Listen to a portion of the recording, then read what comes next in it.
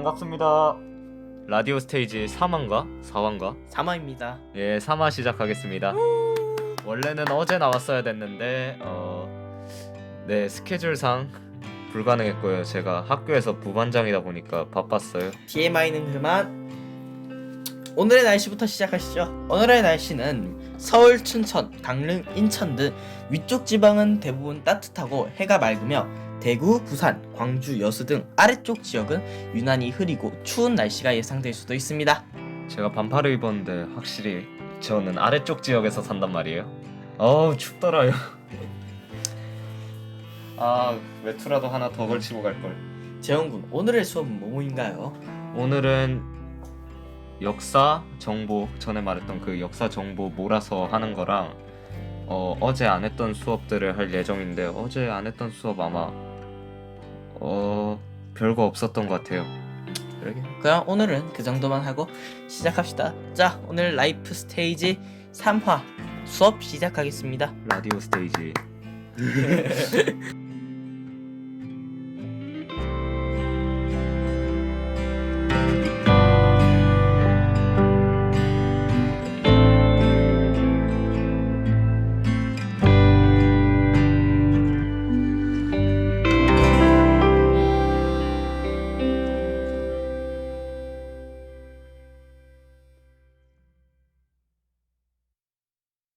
자, 역사를 시작하기 전에 좋은 소식이 하나 있어요.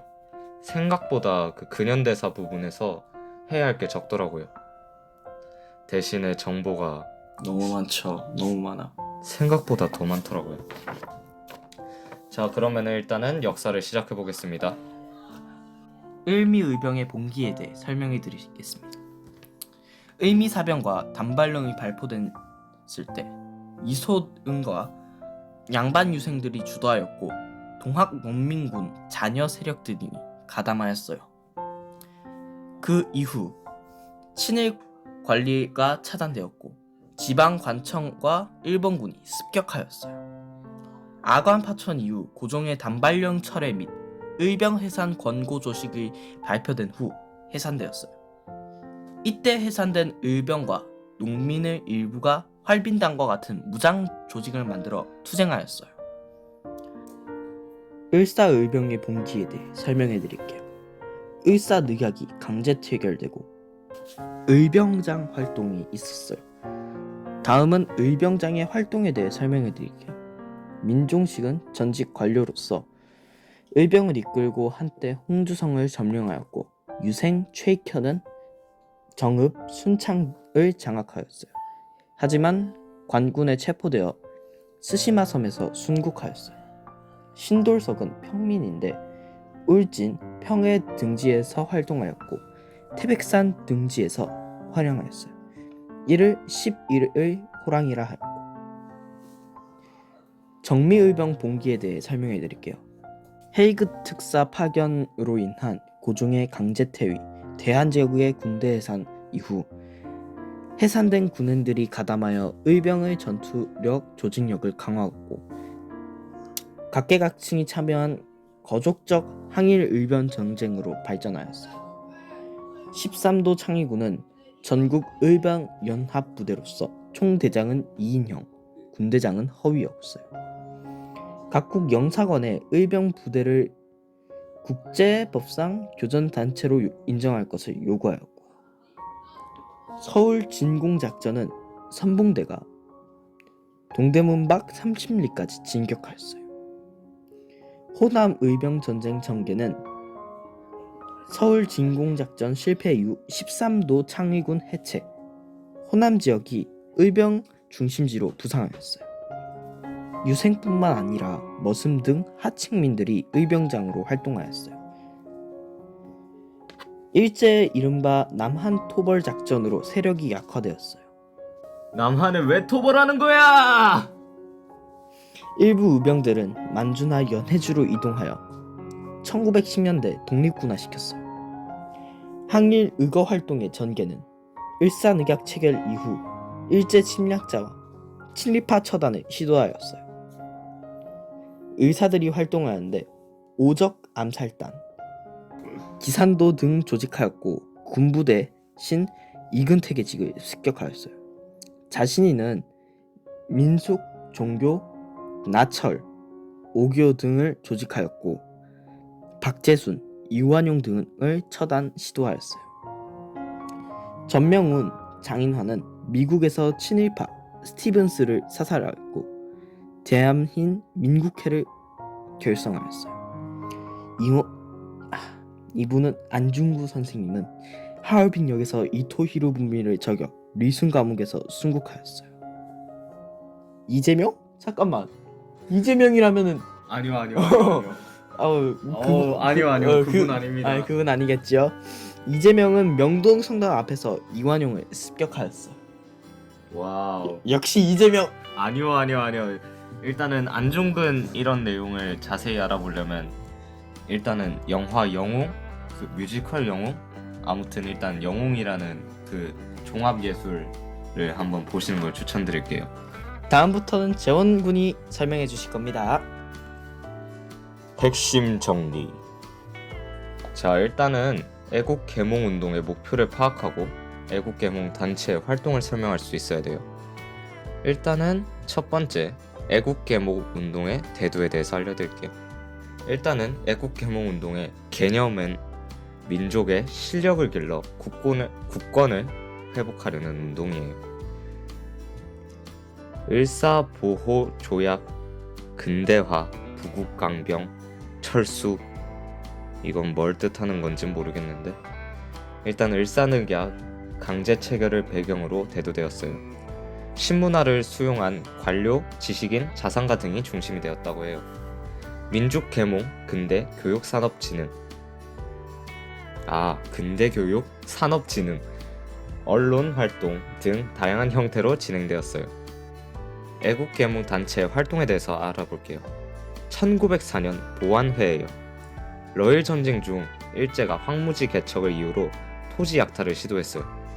일제 황무지 개강권을 요구 철회를 위한 반대운동 전개를 했는데 성공했다고 해요.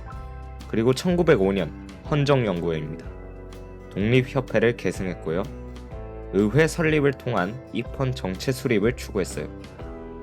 친일 활동을 하는 일진회를 비판했고 일제 탄압으로 해체되었다고 해요. 1906년 대한자강회입니다. 헌정연구회를 계승했어요. 교육 진흥과 산업 육성을 통한 국권 수호가 목적이었어요. 전국에 지회를 설치했고 월보를 가능했습니다. 고종 강제 퇴위 반대 운동을 전개했는데 일제 탄압으로 해체되었어요.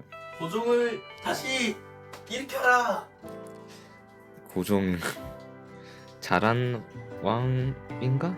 일단은 비밀결사 신민회를 결성했습니다. 이것은 1907년에서 1911년까지인데 미국에서 돌아온 안창호가 양기탁, 이회영, 신채호 등과 결성했다고 해요. 사회 여러 계층이 참여한 비밀결사 형태의 단체인데 국권 회복과 공화정 체제의 근대 국민 국가 건설이 목표였어요. 실력 양성 운동과 무장, 투쟁, 준비 활동을 동시에 전개했다고 합니다. 실력 양성 운동을 했는데 교육에서는 대성학교, 평양에 그리고 오산학교, 정주에 설립했습니다. 오산학교의 이승훈, 산업에는 평양에 자기 회사를 설립했고 민족 산업을 육성했어요. 평양과 서울에 태극 서관을 설립했고 계몽 서적을 출판했다고 해요. 국외 독립운동, 기지 건설 운동, 삼원보 개척, 서간도 지역의 삼원보에 독립운동 기지를 개척했어요. 그리고 후에 신흥무관학교로 개편됐어요. 신흥강습소, 군사적 실력을 양성했습니다. 독립군 기지는 일제의 통치력이 미치지 않는 청국령, 만주 일대를 발음이 안 돼! 다시 다시 녹음은 하지 맙시다. 천천히 해도 돼. 이래야 재미가 있지. 천천히. 청국령 만주 일대를 자유지대로 보고 이곳에 설치하되 후일 독립군의 국내 진입에 가장 편리한 지대를 최적지로 한다. 라고 돼 있네요. 독립군이 강력하게 양성되면 최적의 기회를 포착하여 독립전쟁을 일으켜서 국내로 진입합니다. 신흥무관학교를 설립. 1910년 겨울 이회영 형제들은 압록강을 건너 삼원보에서 경학사를 설립하고 신흥 강습소를 세워서 무장 독립 투쟁을 위한 인재 양성을 꾀하였다. 이후 이름은 신흥무관학교로 바꾸었다 라고 합니다. 1911년 일제가 조작한 105인 사건으로 해체되었어요. 데라우찌 총독 암살. 왜 여기 적혀있지? 넵. 다음은 은우씨가 설명해 드릴 겁니다. 독도랑 간도에 대한 설명이니까 안돼. 잘 들어보시도록 하세요.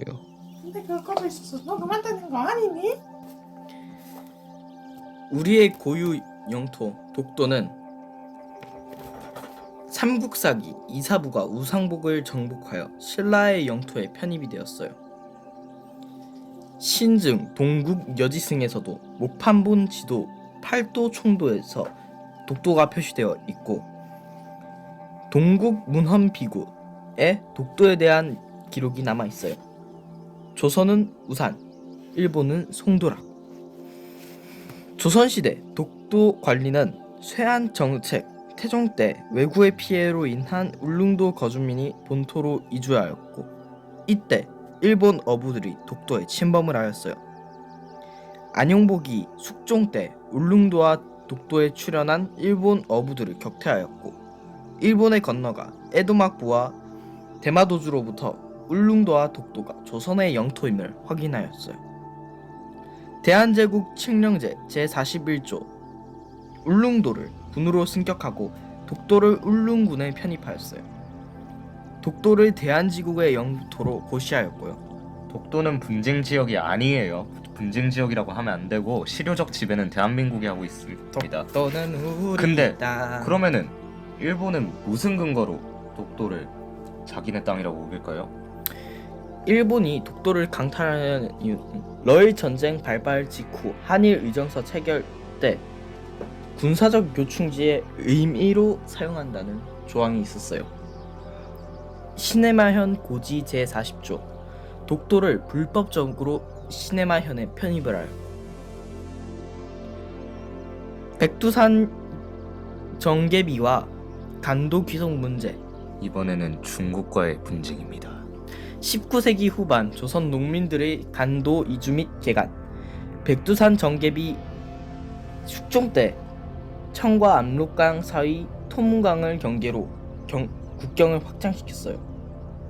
이때 서위를 악록, 도위를 토문이라 하였어요. 중국은 두만강을 기준으로 하였고 우리나라는 숭화강 지류를 기준으로 하였어요. 토문강에 대한 해석의 차이 때문에 이렇게 관리를 하였고요. 관리 파견은 1902년 때 임윤범을 간도에 파견하여 현장을 조사시켰고 1903년 때 이윤범을 간도 관리사로 임명하였어요.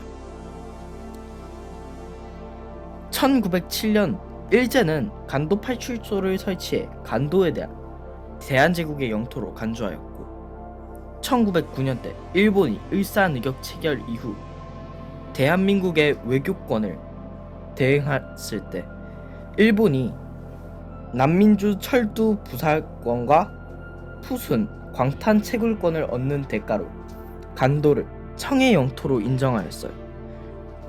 불법적으로 체결된 을사늑약에 의거하여 이것은 원천 무효입니다. 간도협약 제1조는 1청 양국 정부는 토문강을 청과 한국의 국경으로 하고 강 원천지에 있는 개정비를 기준으로 한다. 제3조 청국 정부는 이 정과 같이 토문강 이북 개선지에 한국 국민이 거주하는 것을 승인한다. 이로써 오늘의 역사는 끝났습니다. 후! 드디어 역사가 끝났는데 정보량이 너무 많습니다. 정보는 이제 정보는 정재영 군이 설명하실 겁니다. 웃기지 마세요. 나는 이만. 웃기지 마세요. 같이 할 겁니다. 웃기지 마세요.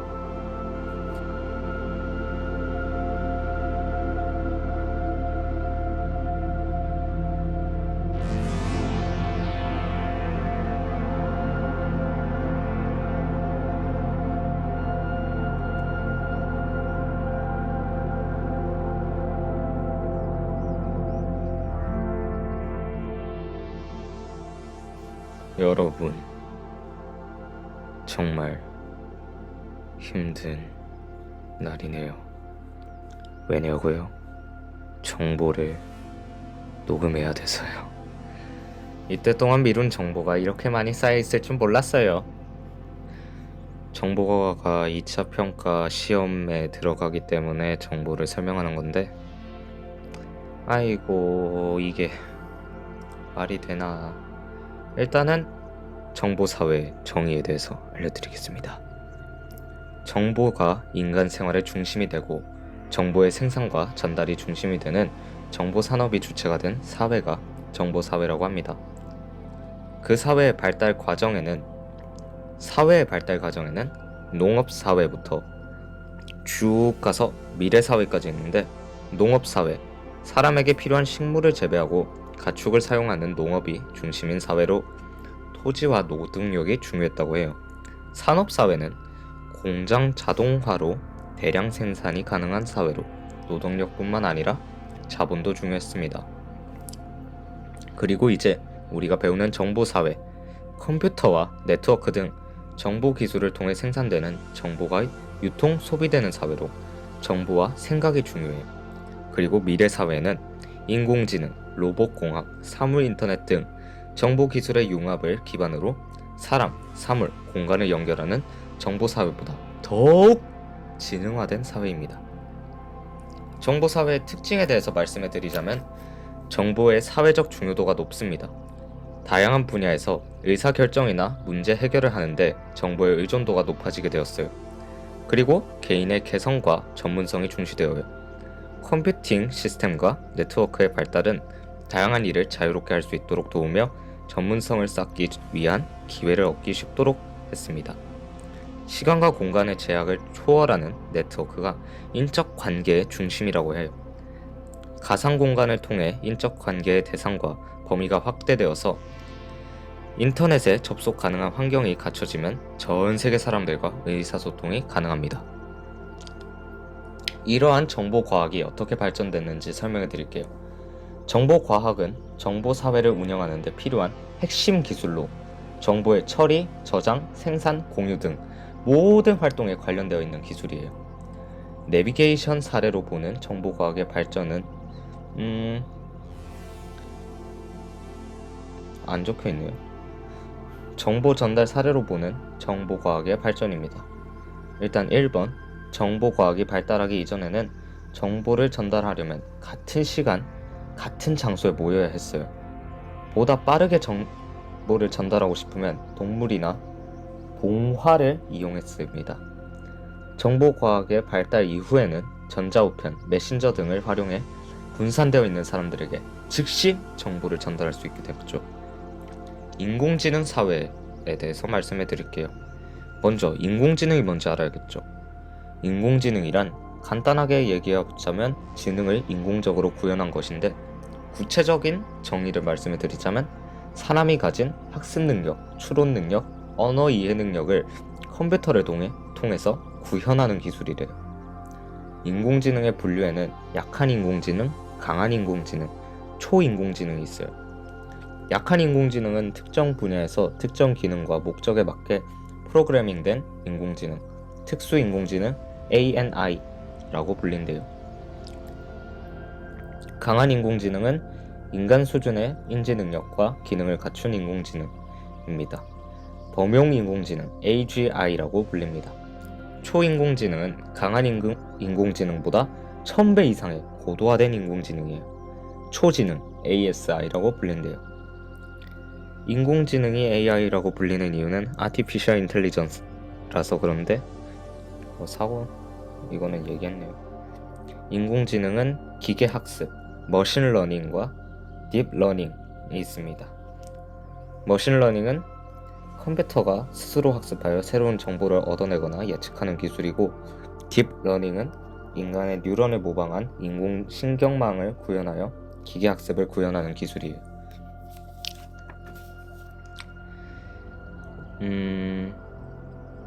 머신러닝에서 수많은 데이터로 학습하여 스스로 규칙을 발견하고 이 규칙에 새로운 데이터를 적용하여 정보를 얻거나 예측합니다. 지도학습, Supervised Learning이라고 되어 있는데 데이터와 레이블을 함께 제공하는 방법이라고 하네요. 비지도학습, Unsupervised Learning인데 레이블이 주어지지 않는 데이터를 제공하여 비지도 알고리즘이 데이터로부터 유용한 규칙을 찾아내게 하는 방법이에요.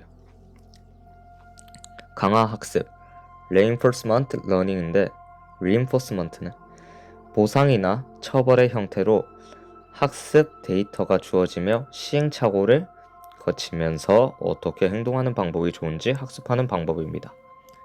관계형 지능 기반 지식 추론인데 관계형 지능을 기반으로 지식을 추론하는 건데 정보에 대한 가정과 전제로부터 결론을 이끌어내거나 도출하여 정보 간의 복잡한 관계를 파악해 표현하는 기술입니다. 컴퓨터 비전, 컴퓨터에 시각을 부여해 이미지를 분석함으로 이미지 인식을 한다고 합니다. 객체 탐지, 이미지 내부에 물체가 있는지 여부와 그 위치를 탐지하는 거예요. 이미지 분할, 탐지의 한 영역으로 탐지보다 더 정교하게 이미지를 픽셀 단위로 추출한다고 합니다. 이미지 분류, 이미지 내부의 객체가 무엇인지를 구분합니다. 자연어 처리, NLP, Natural Language Processing이라고 하는데 인간의 언어를 컴퓨터가 알 수 있게 만드는 기술이에요. 즉, 컴퓨터가 인간의 언어를 이해, 생성, 조작할 수 있도록 해주는 겁니다. 머신러닝, 그 기계학습에는요, 일단 데이터는 정형 데이터와 비정형 데이터로 나누고 학습 방법에는 지도학습, 비지도학습, 강화학습으로 나뉘고 알고리즘은 있는데 이건 딱히 나뉘긴 하지만 중요하지 않습니다. 그리고 텍스트, 이미지, 영상, 음성으로 정보가 나뉘고요. 회귀, 분류, 클러스터링, 차원학습, 이거는 뭔지 모르겠는데 일단 선형 회귀와 로지스틱 회귀, 트리와 앙상블 트리, 신경망과 딥러닝, 상대적 적대 신경망, GAN. 이거는 뭐가 뿔인지를 모르겠어서 그냥 외우도록 합시다.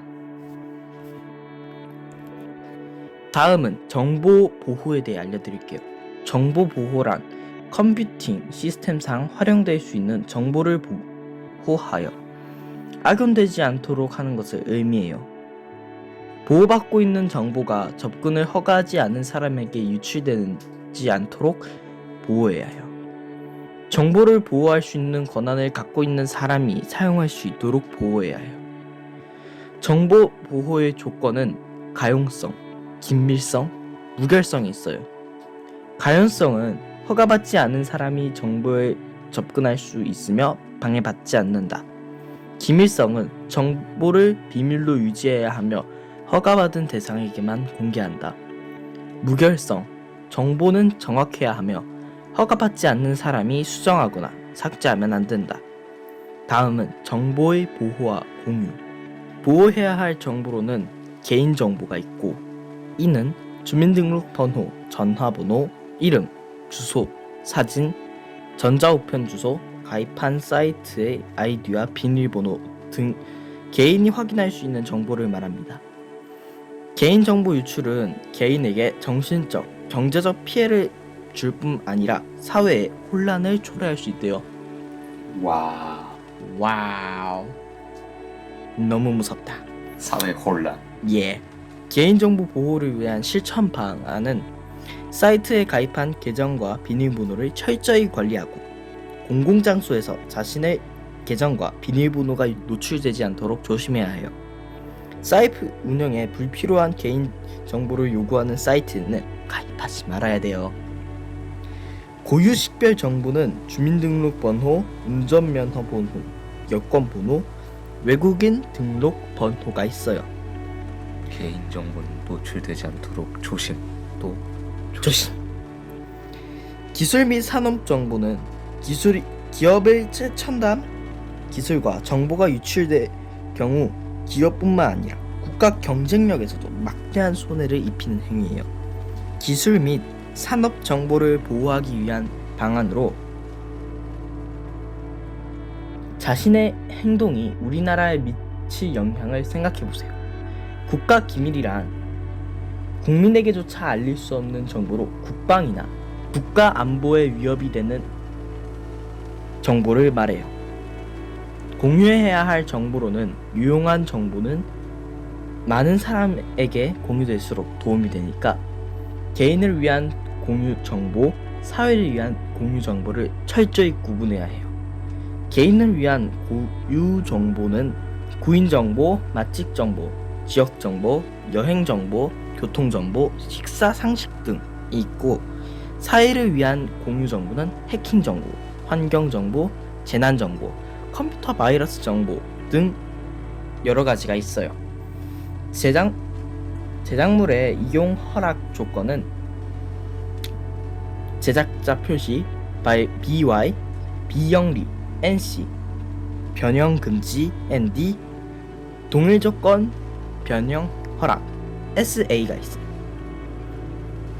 라이센스의 종류로는 BY 혼자 있는 것, BY와 NC가 있는 것, BY와 ND가 있는 것, BY와 SA가 있는 것, BY와 NCSA가 있는 것, BY와 NCND네요. 죄송합니다. 등 여러 가지가 있습니다. 이대로 넘어가게요? 예, 이대로 넘어갈 겁니다. 저기 적혀있는 글이 얼만데. 예, 갑시다. 공공누리는 출처 표시, 상업적 이용 금지, 변형 금지 이렇게 3개밖에 없어요. 제1유형은 출처 표시, 상업적, 비상업적만 이용이 가능하고 변형 등 2차 저작물의 작성이 금지돼요. 금지. 출처 표시 플러스 상업 이용 금지는 상업적, 비상업적 이용만 가능하고 변형 등 2차 저작물 작성이 가능해요. 두 번째 유형으로는 출처 표시 플러스 상업적 이용 금지가 있어요. 비상업적 이용만 가능하고 변형 등 2차 저작물이 가능해요.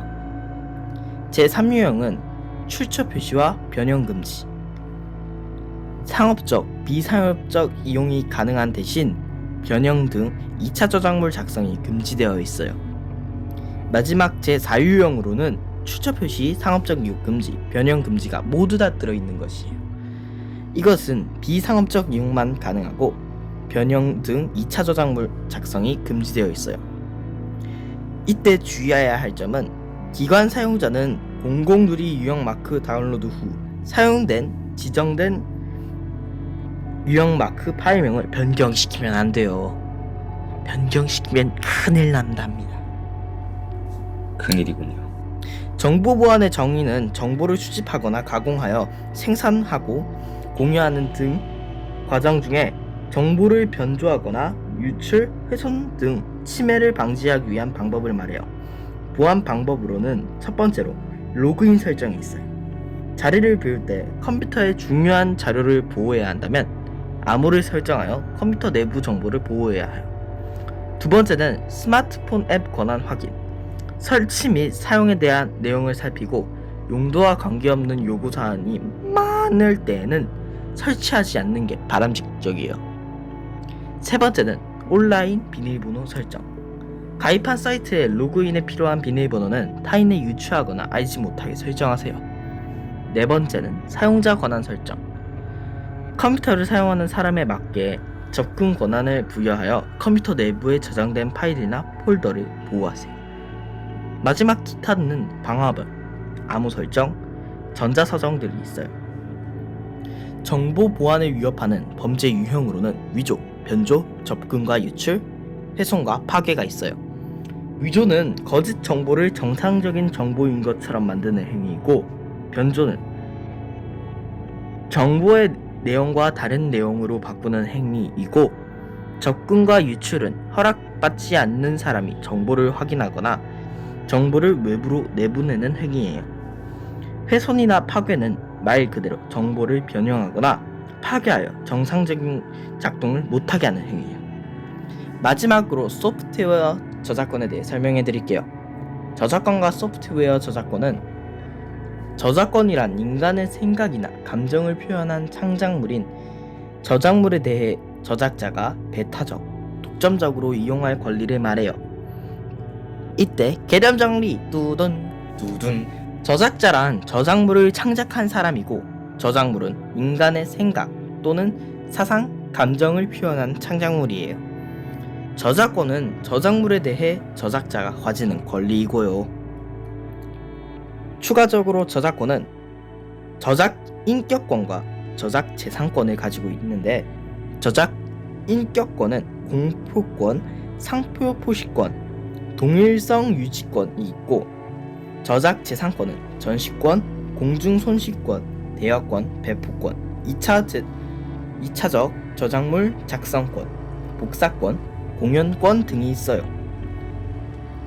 소프트웨어 저작권이란 소프트웨어 개발자가 자신이 개발한 소프트웨어에 갖는 권리를 말해요. 하나의 소프트웨어 개발을 위해 많은 시간과 노력이 필요하지만 복제와 유통이 쉽다는 특성 때문에 저작물 침해가 다른 저작물보다 잦아요. 안타깝네요. 그러게요. 남이 읽은 걸 이렇게 한 번에 가져가다니. 이런 법안이 좀 더 강화돼야 될 것 같아요. 그러게요. 개발자의 아이디어와 노력이 보상받고 소프트웨어를 발전하기 위해서는 소프트웨어 저작권 보호 노력이 꼭 필요하답니다. 여러분 그거 하나요? 드디어 학습지 2개밖에 안 끝났다는 거. 그리고 또 하나, 뒤에서 조은우 씨가 유튜브를 보고 있어서 잡음이 걱정되는데 일단 그냥 해보겠습니다. 뭔 소리입니까? 아닙니다. 예, 일단은 소프트웨어의 종류에 대해서 말해드릴게요. SW, 사용할 수 있는 권리를 어떻게 규정하느냐? 상용 소프트웨어, 실행 코드 제공, 판매를 목적으로 제작된 소프트웨어가 상용 소프트웨어인데요. 올바른 사용법으로는 정당한 비용을 지불하고 소프트웨어를 구매합니다. 상용 소프트웨어의 라이선스를 확인하고 규정된 권리를 지켜야 해요. 한글, MS 오피스, 포토샵, 일러스터, 윈도우 10, 맥스 OS 등이 있습니다.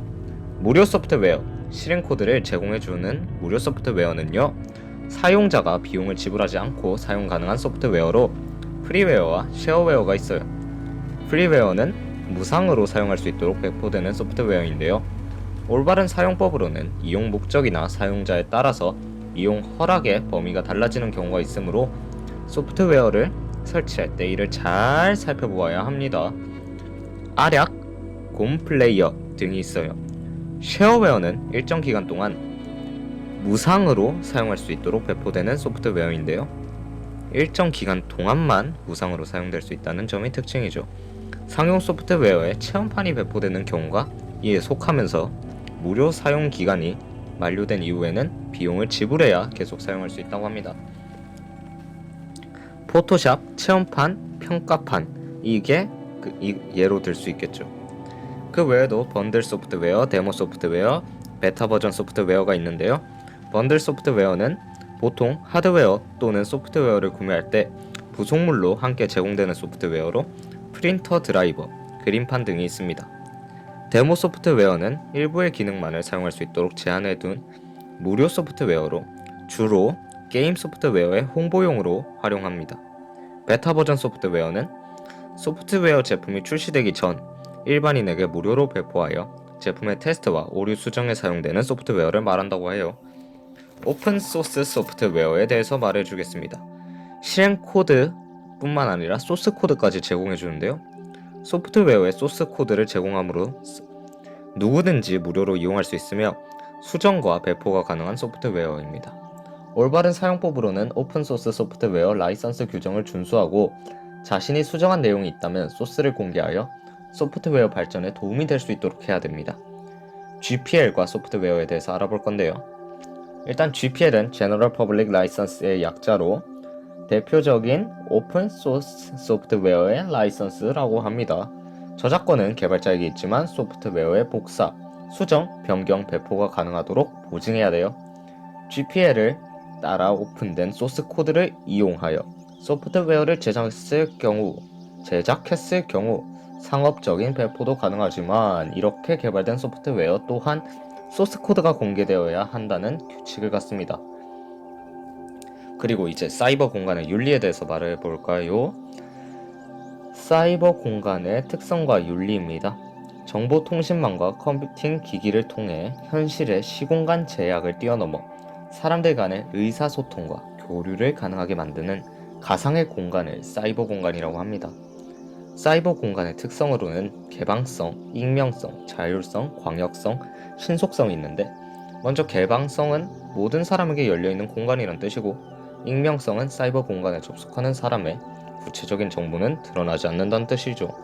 자율성은 대체로 직접적인 통제나 간섭을 받지 않는다는 얘기입니다. 그리고 광역성, 사이버 공간에서 이동하는 정보는 넓은 범위로 퍼져나갈 수 있다는 겁니다. 신속성, 사이버 공간에서 이동하는 정보는 빠른 속도로 퍼져나가요. 사이버 공간에서 지켜야 할 기본 원칙 1. 존중의 원칙. 사람이나 사물이 지닌 고귀한 가치에 대해 경의를 표해야 됩니다. 2. 책임의 원칙. 자기에게 주어진 의무를 충실히 이행해야 돼요. 3. 정의의 원칙. 참되고 공정한 정보를 교환해야 하고 정보화 혜택이 고르게 보편적으로 돌아갈 수 있게 해야 하며 타인의 기본적인 자유와 권리를 함부로 침해하지 않아야 돼요. 해악 금지의 원칙. 소극적으로는 남에게 해로움을 주지 않는 것, 그리고 적극적으로는 타인의 복지를 증진시키는 방법으로 행동하는 것입니다. 와우, 사이버 윤리와 관련된 제도와 법률에 대해서 말해주겠습니다. 일단은 사이버 공간에서의 비윤리적인 행동 때문에 발생하는 문제를 해결하고 방지하기 위한 제도와 법률이 필요해요. 사이버 공간으로 확장된 제도와 법률은 일단은 1번 저작권법 적용 범위 확대. 저작권법이 사이버 공간으로 확대되어 재산적 권리를 복제, 공연, 공중송신, 전시, 배포되어 2차적 저작물 작성의 방법으로 침해한 자를 처벌해야 합니다. 2. 기존 형법의 추가. 컴퓨터 등 정보 처리 장치에 허위의 정보나 부정한 명령을 입력하거나 권한 없이 정보 처리하여 자신이나 타인에게 재산상의 이익을 취득하게 한 경우 처벌을 받아야 하죠. 3. 기존 형법에서 독립. 명예훼손에서 독립. 사람을 비방할 목적으로 정보통신망을 통하여 공공연하게 사실 또는 거짓의 사실을 드러내어 다른 사람의 명예를 훼손한 자를 처벌했다고 해요. 사이버 공간에서 지켜야 할 제도와 법률은요, 정보통신망 이용 촉진 및 정보보호 등에 관한 법률 먼저 말씀해 드리자면 정보통신망에서 개인정보, 청소년 보호, 불법 정보, 정보보호, 광고성 정보 등 광범위한 내용에 대한 규정을 제공하고 있어요. 통신비밀보호법, 이게 2번인데요. 통신상의 비밀을 보호하고 통신의 자유를 신장하기 위해 제정한 법률이에요. 기존의 우편, 전신, 전화에서 현재 사용하는 전자우편까지 모든 통신에 관한 권리와 제한점을 기술한 법률이라고 합니다. 아이고, 드디어 셋째 학습지가 끝이 났습니다. 이 다음 설명은 조은우 씨가 가는데 벌써 23분이네요. 분량이 너무 많아요, 여러분. 저는 정보와 자료에 대해 또 알려드릴게요. 관찰이나 측정을 통해 수집한 것을 자료로 하고요. 데이터는 단순히 측정 또는 채집된 것으로 문제 해결이 되지 않은 것들도 포함이 돼요. 다양한 자료 중 실제 문제 해결에 도움이 되거나 가공한 것들을 정보라 하고, 정보는 information이라 하고, 이것은 자료를 목적에 따라 가공하여 만든 것이기 때문에 자료 중 상황에 따라 유용한 정보가 될 수도 있고, 누구처럼 한 사람이 비어서 다른 사람을 추가를 하는데 아무 말도 없이 째는 같은 그런 쓸데없는 자료가 될 수도 있어요. 정보를 정리하고 체계화시켜 보편성을 갖도록 한 것을 지식이라 합니다. 디지털 정보의 생성 및 활용은 자료 정리란 많은 자료를 이용하여 의미 있는 정보를 만들어내는 과정을 의미하고, 컴퓨터는 매우 빠른 속도로 정확한 연산을 수행할 수 있기 때문에 이러한 컴퓨터를 사용하면 자료의 효율을 엄청나게 높일 수가 있답니다.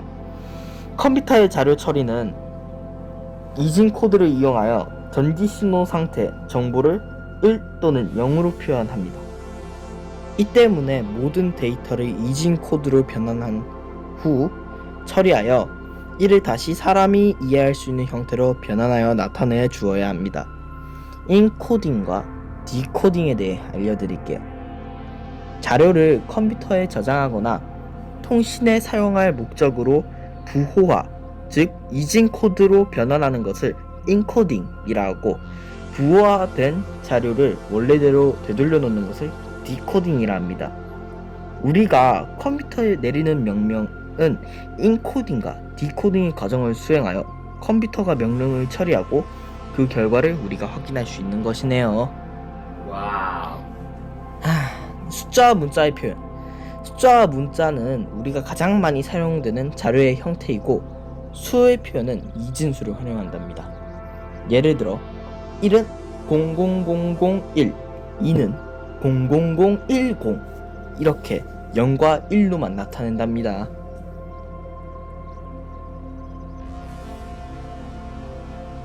문자의 표현은 아스키 코드, 유니코드와 같이 각 문자에 해당하는 값을 미리 정해놓은 표준 코드를 사용하는데요. 표현하고자 하는 문자에 따라 적절한 인코딩 방식을 사용해야 한답니다. 첫 번째, 7비트 크기로 문자를 표현하는 아스키 코드는 다양한 언어의 문자를 표현할 수 없기 때문에 유니코드를 사용해요. 유니코드를 문자로 표현하기 위한 인코드 방식은 UTF-8, UTF-16, UTF-32 등이 있답니다. 웹 브라우저 등 인코딩 방식을 잘못 선택하면 한글 등 문자들이 깨져서 나오는 경우가 있답니다. 다음은 정재원 군이 여러가지 저장 장치의 용량 등 이미지 표현에 대해 설명해 드릴 거예요. 정재원 군, 저는 이만 퇴근해 보겠습니다. 아직 퇴근은 아니지롱. 사연 시간이 남았단 말이야. 일단은 저장 장치의 용량에 대해서 먼저 알아가 보도록 하겠습니다. 비트, 바이트, 킬로바이트, 메가바이트, 기가바이트, 테라바이트, 펜타바이트 입니다. 16진수의 표현, 0에서 15까지의 수를 표현합니다. 한 자리로 표현하기 위하여 A는 10, B는 11, C는 12, D는 13, E는 14, F는 15의 알파벳으로 표현한다고 해요. 16진수의 한 자릿수는 2진수 4자리로 표현합니다. 이미지의 표현 방법은 대표적으로 비트맵 방식과 벡터 방식이 있다 합니다. 비트맵 방식은 픽셀을 이용하여 일정 배율 이상을 확대하면 이미지가 깨져 보이게 된다 정재원 라고 해요. 깨지는데 괜찮나요? 픽셀을 이용했기 때문에 일정 배율 이상 확대해서 깨졌습니다. 예, 그렇군. 픽셀은 화소로 이미지를 표현합니다. 해상도는 픽셀의 수라고 해요. 해상도가 높으면 선명하지만 픽셀 수가 많아지므로 파일 용량이 커지게 되죠. 이미지를 확대하면 깨져 보이는 현상을 엘리어싱이라고 하는데, 계단 현상 처리 기법 안티 엘리어싱으로 된다고 합니다. 많이 사용되는 비트맵 이미지 파일 형식은 BMP, JPEG, GIF, PNG, TIFF, PSD 등이 있습니다. PSD, PTSD 오네요. BMP는요, 마이크로소프트사가 개발한 파일 형식인데 압축하지 않은 파일 형식으로 자연스러운 색을 표현할 수 있지만 파일 용량이 커요. JPEG, 흔히 JPG라고 말하는 이것은 넓은 범위의 색을 지원하고 카메라, 스캐너에서 가장 많이 사용하는 형식이에요. 풍경 사진 같이 섬세한 이미지를 표현하며 압축 기법을 사용하기 때문에 파일의 용량이 작게 줄어들 수 있어요. 야, 이거 있잖아요. 예. 쌤이 오타를 냈어요. 뭔데? 줄어듦의 받침이 리을미음인데 미음으로 돼 있습니다. 어머나 세상에나. 선생님이 그런 실수를. 국어쌤한테 따져봅시다. 정보쌤이 실수했다고. 근데 그게 민폐일 수도 있잖아요. 괜찮아요. 넘어가서 GIF는요, 보통 256색만 지원하고 웹툰과 같이 세계수가 제한되는 작은 용량의 이미지 파일을 사용할 때 활용합니다. 애니메이션 효과를 나타낼 수 있으므로 움직이는 이미지 표현이 가능해요. 정보쌤이 말해주셨는데 우리가 보는 움짤 이런 것들이 GIF. 여러분은 인터넷 사회에 사시는 여러분들은 매우 잘 알 거라고 생각하고 넘어갑니다. 일단 PNG는 비손실 그래픽 파일 형식으로 다양한 색, 트루 컬러, 그리고 투명한 배경을 지원합니다. 특허 문제가 얽힌 GIF 파일 형식의 문제를 해결하고 개선하기 위해서 만들어졌대요. PNG 이거는 눕기 땄을 때 나오는 그런 건가 봐요. 그리고 TIFF는 엘더스사와 마이크로소프트사가 공동으로 개발한 이미지 저장 포맷이에요. 스캐너 제조사들이 일반적인 파일 형식을 사용하기 위해 개발됐다고 합니다. PSD는 어도비 포토샵 문서의 그림 파일 형식입니다. 문서의 파일 형식입니다. 벡터 방식. 그거 수학에 나오는 거 아닌가요? 저도 잘 모릅니다. 수학엔 재능이 없어서. 벡터 방식은요, x와 y 좌표값, 선 길이, 선 굵기, 색상 등에 대한 정보를 수식의 형태로 표현하기 때문에 확대해도 이미지가 깨지는 현상이 발생하지 않는데요. 그렇군요. 파일의 크기가 적음. 이미지를 확대해도 원본 이미지를 그대로 보여줌. 인쇄물 작업에 주로 활용. 이 사용되는 벡터 이미지 파일 형식은 AI, SVG, EPS, CDR, WMF 등이 있다 라고 합니다. 파일 형식과 특성에 대해서 말해주겠습니다. AI는 어도비사의 일러스트레이터 파일 포맷, 디자인 분야에 널리 사용되고 로고 제작, 픽토그림, 캐릭터 작업에 사용된다고 합니다. SVG는 XML을 기반으로 하는 벡터 파일 형식인데 웹상에서 텍스트를 여는 것도 가능하고 그래픽 작업도 가능해요. EPS는 전자 출판이고요. CDR은 코렐드로우, 그리고 WMF는 윈도우 메타 포맷입니다. 이미지의 해상도를 표현하는 단위는요. 이미지의 해상도는 일반적으로 1인치에 표현할 수 있는 픽셀의 수로 나타냅니다.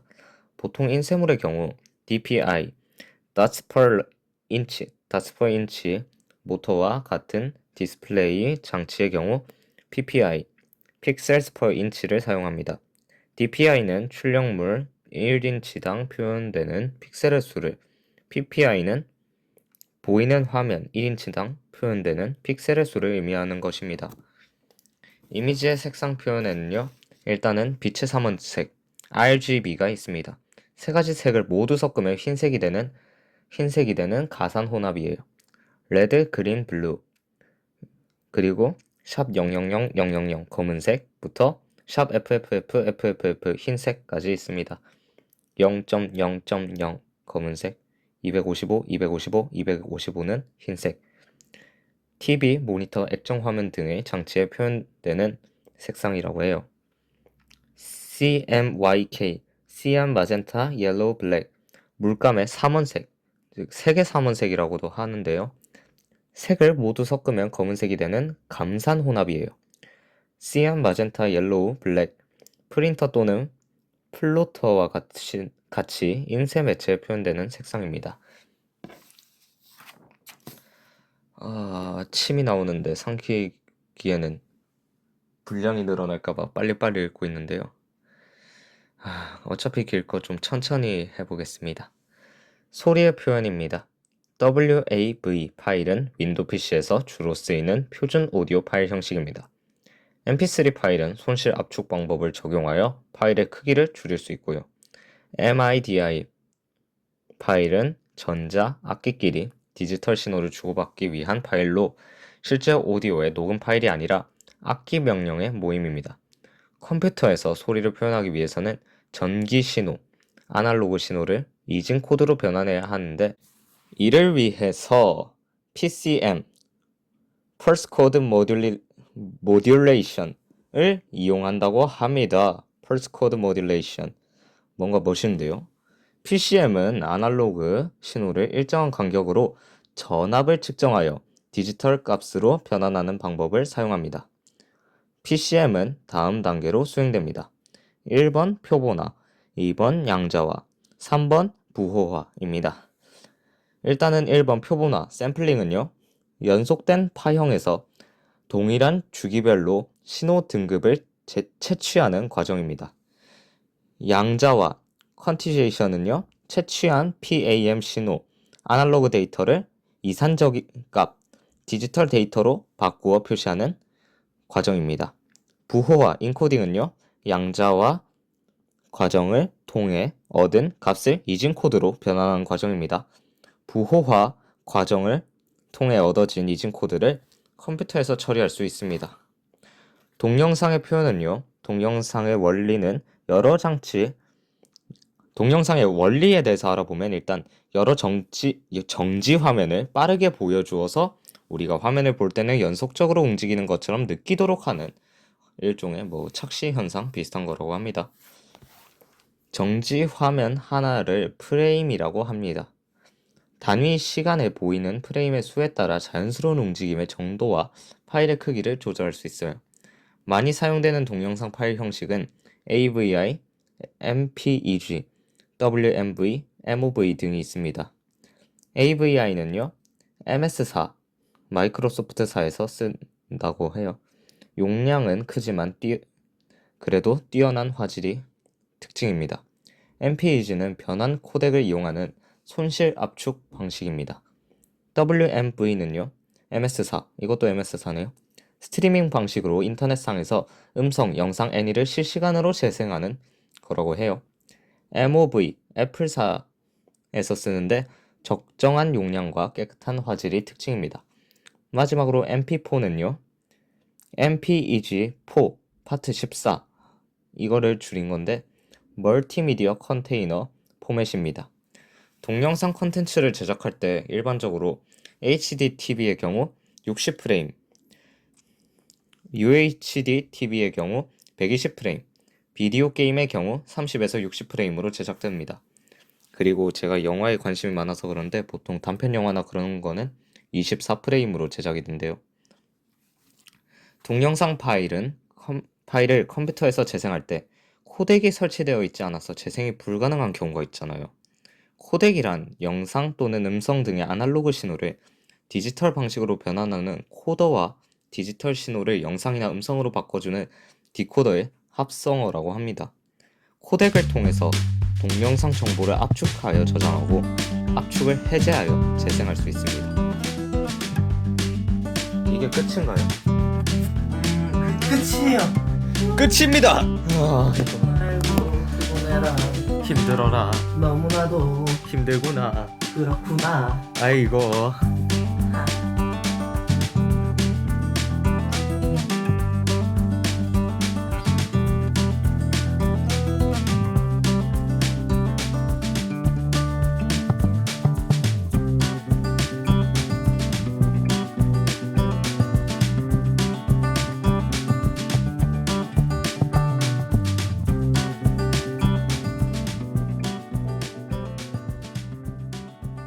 자, 이번엔 누가 사연을 읽을지 가위가위로 정한다.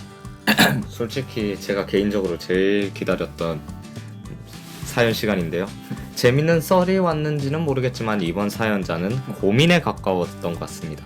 근데 썰 못지않게 재밌더군요. 일단 가위가위 합시다. 난 가위바위보로 대학교를 나온 사실 이놈을 이겼어 얼굴을 못 닫게 한다. 예. 가위바위보! 안돼! 저는 보자기를 냈고 조은우 씨는 묵을 내서 제가 이겼습니다. 그러면 이번 썰은 조은우 씨가 읽어드릴 건데요. 저는 현재 고등학교를 다니는 학생입니다. 제가 초등학교 때 여자에게 고백을 받았는데요. 저를 좋아하는 애가 있었고 그 애가 제 취향은 아니라서 거절을 했는데 그 거절 멘트가 너무 상처가 됐을 것 같아요. 그 멘트가 뭐였냐면 너 같은 우리 반 전행하는 다음으로 제일 싫어해. 였어요. 전응아 다음으로 싫어한다라. 지금이라도 사과해야 할까요? 이런 개쓰레기를 봤나? 하지마! 그걸 하면 어떡해요. 야, 솔직히 당사자 입장에서는 다 잊고 살고 있는데 초등학교 때 사건을 갑자기 들먹이면서 와가지고 그때 전응아 다음으로 제일 싫어했다고 한 거 미안해 이러면 얼마나 상처겠어요. 솔직히. 그러게요.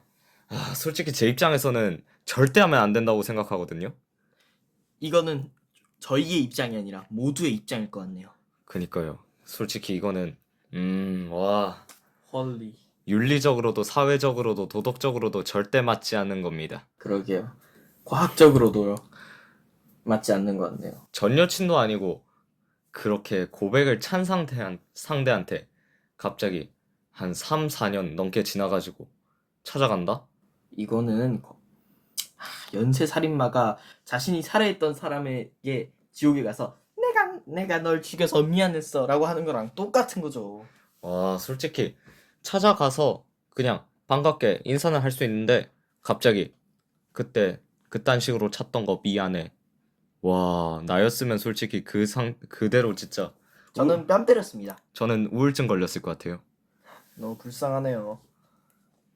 지금 사연자분 저희가 이렇게 화를 낸 건 미안하지만 그래도 어쩔 수 없어요. 그쪽에서도 다 잊고 살고 있고 그러니까 서로 이렇게 아무렇지 않게 없는 사건으로 묻어가야 이거는 맞는 거라고 생각합니다.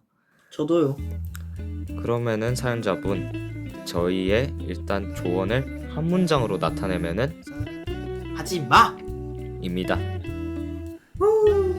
오늘은 여기서 끝인가요? 여기서 끝이긴 한데 상대적으로 수업 시간보다 사연 시간이 되게 짧네요. 그러게요. 그러면은 오늘 사연 시간이 3분밖에 안 되는 거 보니까 저희가 약간의 수다를 떨어볼까요? 아니요. 부정 하겠습니다. 네, 제가 저한테 계속 문자가 오는 거 보니까 녹음을 더 이어갔다가는 잡음이 크게 들어갈 것 같네요. 아니 어떻게 사람을 녹화하는데 1시간 이상이나 잡아놓을 수가 있는 거예요? 참나 나 어이가 없어서. 아 맞다 조은우 씨. 예, 왜 그러시죠? 제가 곧 이 채널에 올릴 오디오 드라마 중에 가디언이라고 있는데 거기에 라트 역을 맡으셨잖아요. 그쵸? 예고편이 곧 나와야 되니까 그것까지만 더빙하고 갑시다. 너무 싫어요. 일단은 오늘 라디오 스테이지 3화 이렇게 여기서 끝이 나고요. 그 라이프 스테이지라는 원래 채널이 있었는데 그거 알고리즘이 박살나가지고 라디오 스테이지에 이 라디오 스테이지를 올리게 됐습니다. 라이프 스테이지랑 자꾸 말하면서도 헷갈리지만 여기는 라디오 스테이지고요. 라디오 스테이지 3화 여기서 끝내도록 하겠습니다. 안녕.